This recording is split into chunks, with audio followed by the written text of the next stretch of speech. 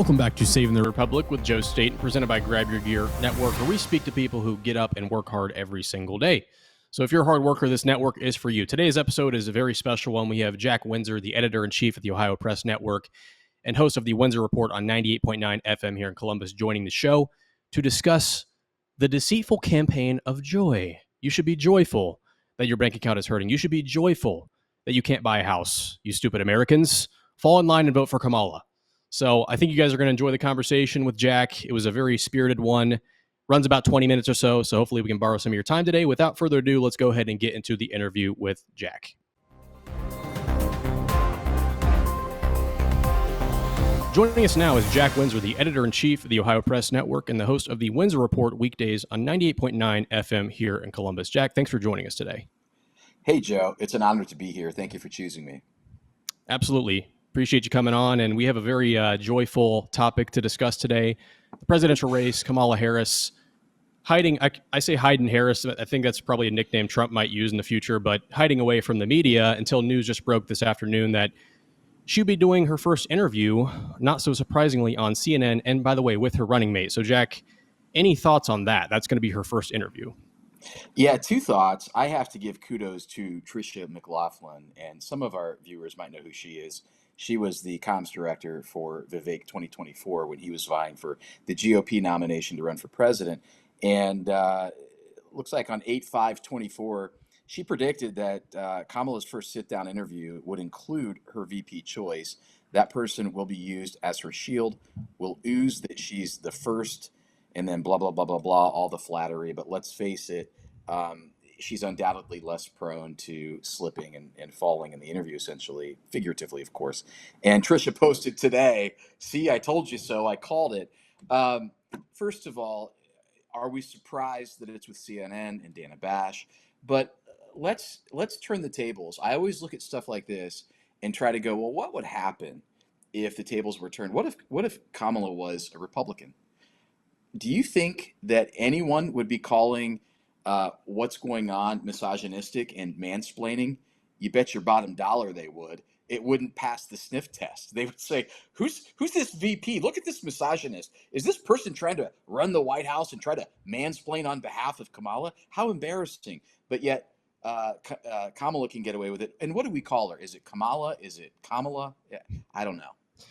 Well, she said both. I mean, she's used both versions of her pronunciation, and I've seen the left get outraged at people for mispronouncing, but I don't still at this point, I don't know what the proper pronunciation is. So I guess we'll have to wait and see on that one. But, you know, I totally agree, Jack. And I was watching this week ABC's Sunday show with Jonathan Karl, and we're going to go ahead and clip this or cue the clip here in a few seconds. But just the media, and you can tell me if you disagree, I guess, before we cue the clip, but if you disagree with the fact that the media is effectively running this campaign. I mean, she's been missing for 37 days. Nobody knows where Kamala Harris is.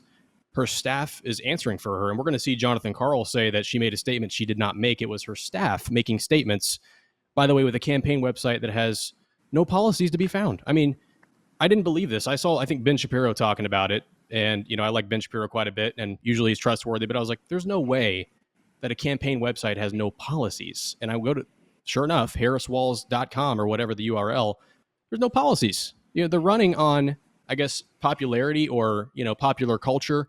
So, I mean, any thoughts on that, Jack, before we cue this clip with Jonathan Karl?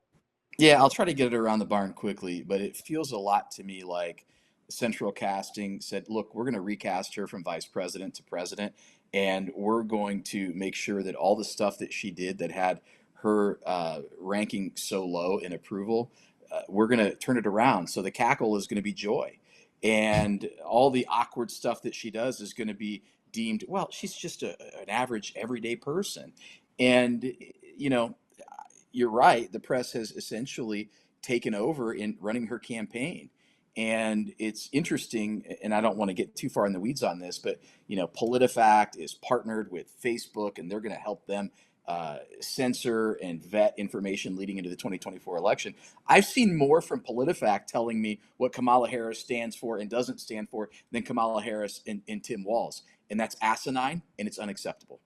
Yeah, we're going to get into a couple of the policies, just we don't have all the time in the world, but we're going to go into some of her actual policy positions she ran for president on, which you mentioned earned her the least popular candidate in the primary race that nobody wants to talk about. But first, we're going to go ahead and cue this clip from the Sunday show this week with Jonathan Karl. Is going to draw a sharp contrast with Kamala Harris, who has supported things like decriminalizing illegal immigration or giving taxpayer-funded health insurance to illegal aliens or taking away health insurance on the job for 170 million Americans, banning gas cars, confiscating firearms. These are all what do you mean taking away health insurance? What are you talking about? She said when she ran for president that she wants to eliminate private health insurance on the job for 170 million Americans, John. Yeah, I mean that is not her position now. How do you know that's not her position? How do you know that's not her position? I mean, she says she no longer supports Medicare for all. She has not said that. Maybe anonymous aides on a Friday night have said that, but the last thing that she said on this was not a radical convention. I mean, she as you heard me go through with Bernie Sanders, she is not taking the positions of the far left of her party. She's clearly making an effort to move to the middle. I mean, what do you even say to that, first of all? But, you know, Jack, you're, I guess you would say, a member of the press. You know, you worked in this field for a good amount of time.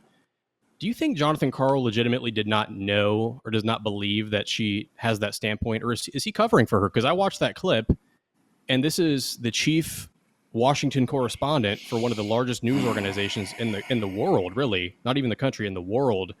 And he's playing Mr. Innocent. Oh, that's not what she stands for. And he's making a statement for her. I mean, does he understand what he's saying? You know, he's treating her like she is his child. You know, and I don't know if you have kids. I have kids, and you know, all my kids are the most beautiful kids ever. And if anyone calls my kid ugly, those are fighting words. And that's really how he is. He's defending her like she's a child. And the reality is she has not come out and made strong statements about where she stands. And for him to say that she's in the middle of the road, I'm sorry. I studied economics, and her desire to fix grocery prices is as Soviet as it gets. And anyone who's taken Economics 101 knows that that leads to shortages and higher prices in bread lines. So with all respect to Turley, I don't think he has a clue what he's talking about. He just, I think, is having an emotional response that somebody called his kid ugly. Yeah, it's almost, you know, when you live in a capitalist system, it's almost, you know, we hear about corporate greed, right? The raising of prices to just earn a profit. It's like, no, they have to raise prices because inflation is so horrible. They have to raise the prices to make money. Now, of course, there might be some examples, you know, of actual corporate greed where a few companies are taking advantage of the situation. But by and large, I mean, you know, it's honestly surprising to me that prices haven't gone up more. Jack, I don't know if you've ever followed the M1 money supply chart that was actually altered or I guess in some ways canceled after the COVID pandemic, but used to track the money supply, right? And our money supply increased by, I think, 40% after the COVID pandemic. And to me, I saw that and I said, you know, that's gonna result in 40% inflation. And at the time, the Fed said, oh, it's transitory, it's not going to happen. And now here we are. Yep. Isabella, I don't know if you can cue actually out of order, picture number 2. We have the graph showing the prices, but here we are. You can see the inflation on the screen here, Jack. Everything is up. Car insurance, 54%. Gas, 50%. Fuel, 49%. I mean, we talk about the campaign of joy. You know, if you ask me, that's gaslighting Americans. You know, the term gaslighting is pretty popular these days. But how much worse could you gaslight families who are struggling to buy groceries, to buy a house, let alone, I mean, mortgages. Look at mortgages. You know, it's just unaffordable. I just don't understand, Jack, how do you stand by, you know, the idea of, oh, this is a campaign of joy? I heard Donna Brazile say on the show, Republicans need more joy. We need to be living more joyfully in the midst of this crisis. How do you square that, Jack? Well, I want to say 3 things. I think joy is a put on. It's putting lipstick on a pig. But talking about greedflation and shrinkflation, Senator Casey's attempt to create this narrative that corporate greed is driving inflation is falsely cherry-picked data. I had a great discussion about this last week with an economist from Americans for Prosperity, and if you want to listen to that, it's up at 98.9 FM. The Answer, the Windsor Report, go back to last Friday.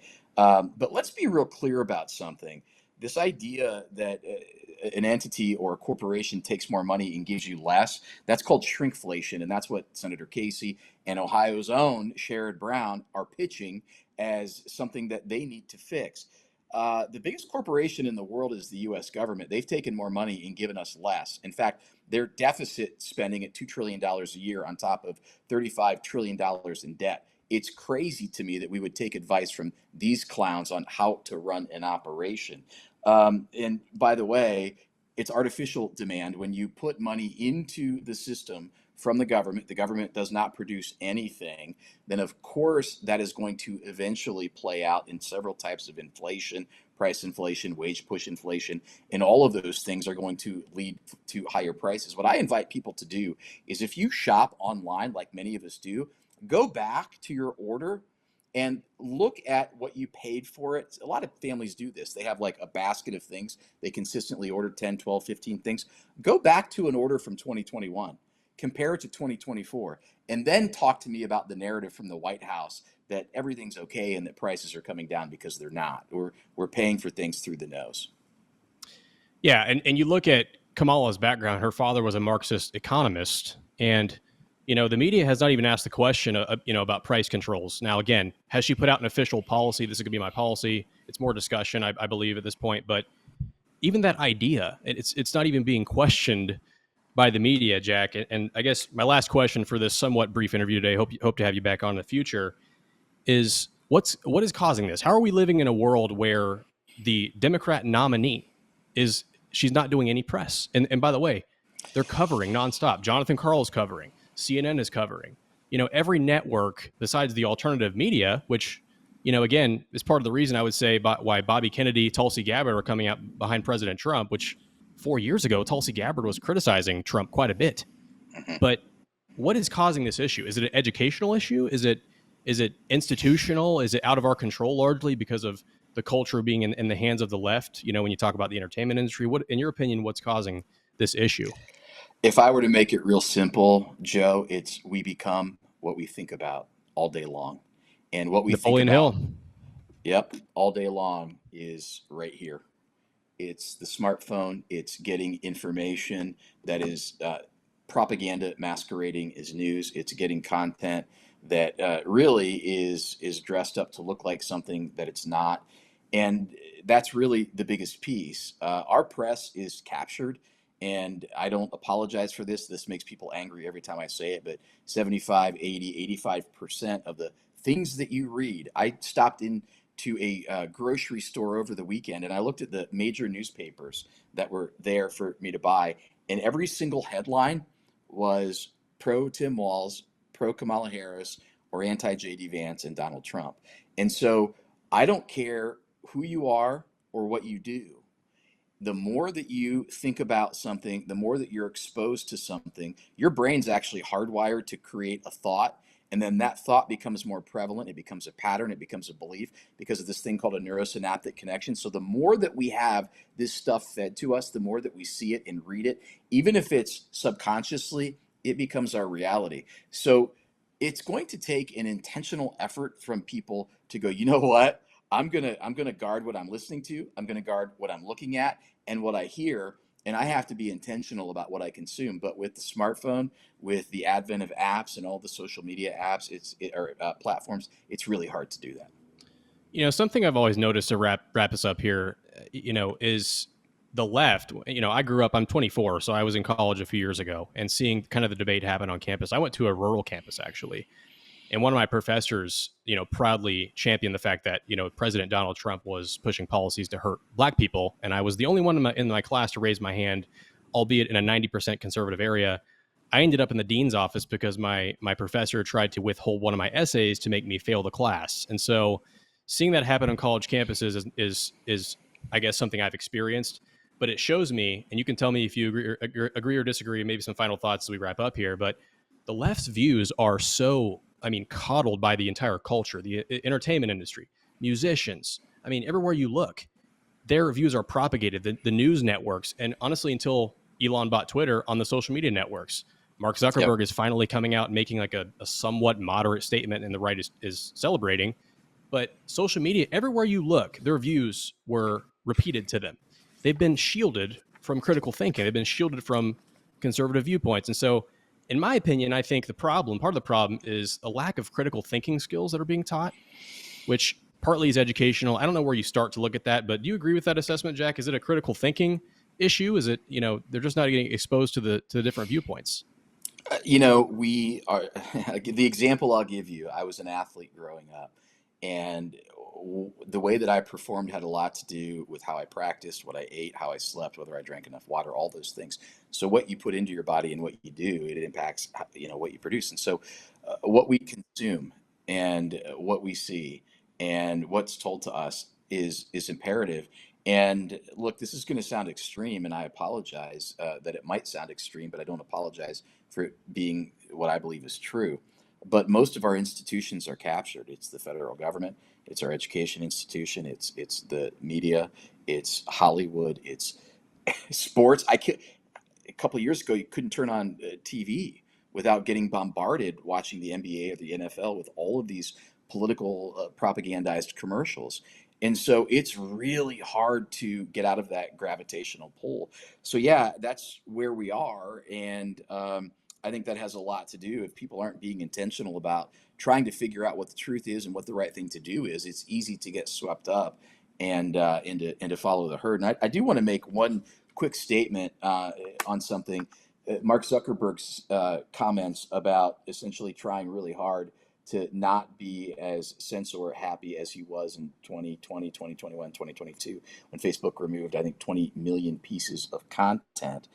He's actually authentic and in trying to do the right thing, or he's hedging his bets, or he's trying to get out in front of a whistleblower. And I'll leave it at this. When PolitiFact is partnered with Facebook to vet information leading into the 2024 election, I call BS. In fact, last week I published a report on the Ohio Press Network that detailed what happened in the 3 committee investigation in the U.S. House into the matter of whether Joe Biden should be impeached. And 90% of that report was a direct quote from the report released by the House committees. And it stayed up for me, but people who tried to republish my report had it ripped down by Facebook. It was completely taken away. And their logic was it went against community standards because it tried to artificially get them likes, interactions, engagement, and it might have been false information. So I hear you, Mark Zuckerberg. You're saying one thing, but your feet are moving in another direction. So. Yeah, it's interesting. I put up a TikTok a while back about President Trump commenting on allowing men and women's sports. I got a community guideline strike after the video reached 100,000 views in 8 hours. They took it down because apparently we live in a world where we can't acknowledge biological realities. There's something boiling under the surface. Maybe next time I have you on, Jack, we can talk about the ideological undercurrent that's causing some of these cultural issues. But, the right celebrates when Mark Zuckerberg issues a very, watered down apology 4 years after the damage occurred. The left celebrates when he gives them $400 million in Zuckerbucks. So it might be something to think about. But again, thank you so much for joining us, Jack. Our listeners can follow you and find you at 98.9 weekdays. Is it 6 p.m.? Is that correct? 5 p.m. to 6 p.m., 98.9 FM, The Answer, 989theanswer.com, at Jack Windsor on X, and Jack Windsor on Facebook. There's the investigative reporter page that has 28,000 followers. My personal page, 26,000. So those are the two. And I only give you that not to brag, but that's how you can distinguish between the other Jack Windsors. So follow me. I'd love to have your interaction and engagement. Thanks for having me, Joe. Thanks, Jack. Talk to you soon. Alrighty, well, thanks again for tuning in today to the entire show. We really appreciate you watching us. Be sure to follow Jack on X at Jack Windsor, the Windsor Report 98.9, and also the Ohio Press Network. He does fantastic work. Again, we really appreciate his time today. Make sure you like and subscribe to this video and to this channel, Grab Your Gear, on YouTube, Instagram, and TikTok. We have plenty types of content you will enjoy. A long-form podcast once a week with Joe Weasel. This show here, where we discuss current events 3 times a week, Monday, Wednesday, Friday, news cycles, news stories you might not have heard about in the mainstream cycle. So if you enjoy any of that, if you care about the news, if you care about the truth, make sure you follow us. Again, thank you so much for tuning in today, and I will see you in the next episode. Take care.